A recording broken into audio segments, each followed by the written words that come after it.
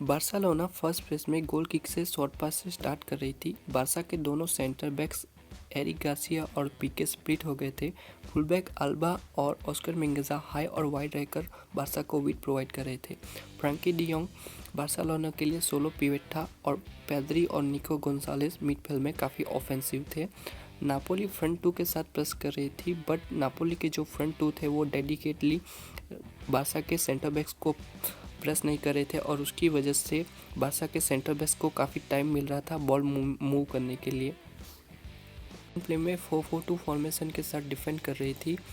Barca का player Frenkie de Jong ball receive करके turn नहीं कर पा रहा था क्योंकि जो नेपोली का मिडफील्डर था एंग्रेसा उसको कंटिन्यूसली प्रेस कर रहा था और बाकी बार्सा के जो दो ऑफेंसिव मिडफील्डर थे पेद्री और निको गोंसालेस उनको एल्मास और फेबियन रूइज ने कवर करके रखा था। सो नेपोली मिडफील्ड में बार्सा को मैन टू मैन प्रेस कर रही थी और बार्सिलोना मिडफील्ड में 3 वर्सेस 3 थी और बार्सिलोना को सेंटर से बॉल प्रोग्रेशन करने में दिक्कत आ रही थी।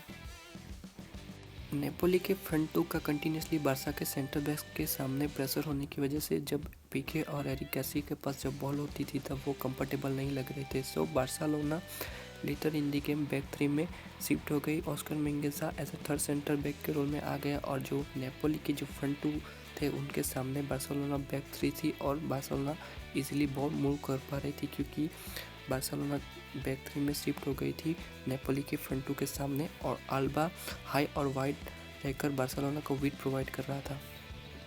Frankie de Jong centrally isolated हो चुका था। जावी ने टैक्टिक्स चेंज किया और Frenkie de Jong temporary third centre back के रोल में खेल रहा था।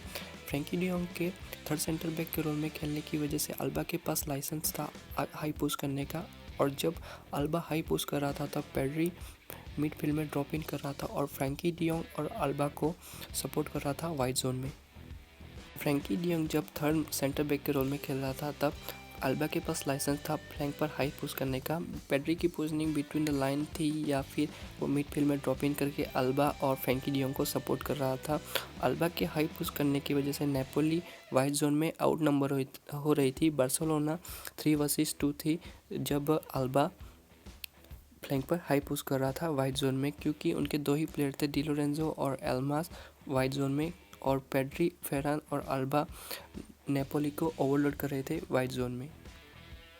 जब जोर्डी अल्बा फ्लैंक पर हाई पुश कर रहा था तब फुल बैक डी लोरेंजो आगे कमिट हो रहा था उसको क्लोज डाउन करने के लिए और डी लोरेंजो के पीछे स्पेस बन रहा था और वहाँ पे फेरान तोरेस रेडी था डिफेंस के पीछे इन बिहाइंड जाने के लिए।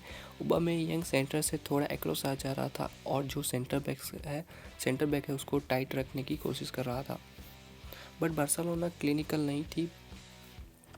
जोर्डी अल्बा के फ्लैंक पर हाई पुश करने की वजह से और पेड्री के वाइड जोन में मूव करने की वजह से बार्सिलोना नेपोली को वाइड जोन में ओवरलोड कर रही थी और उसको न्यूट्रलाइज करने के लिए नेपोली अपना पूरा डिफेंस और जो मिडफील्ड थी वो वाइड ड्रॉ कर रही थी और फार साइड पे एडामा ट्राओरे फ्री था बॉल रिसीव करने के लिए जब Barcelona left hand side overload कर रही थी और जब बॉल स्विच हो रही थी तब एडामा ट्राओरे फ्री था राइट हैंड साइड पे बॉल रिसीव करने के लिए और 1-on-1 सिचुएशन में वो इजीली ड्रिबल करके वो पेनल्टी बॉक्स में क्रॉसेस दे रहा था।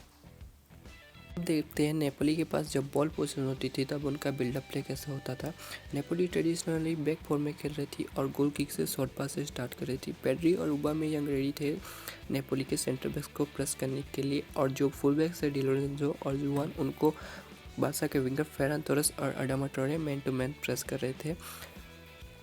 बार्सिलोना के हाई प्रेस करने की वजह से और गोलकीपर के पास पासिंग ऑप्शन ना होने की वजह से गोलकीपर लॉन्ग बॉल या फिर मिडफील्ड में रिस्कियर बॉल अटेम्प्ट कर रहा था और कपल ऑफ ओकेजन पे निको ने बॉल इंटरसेप्ट भी कर ली थी और बार्सिलोना के लिए कई सारे चांसेस भी बने थे।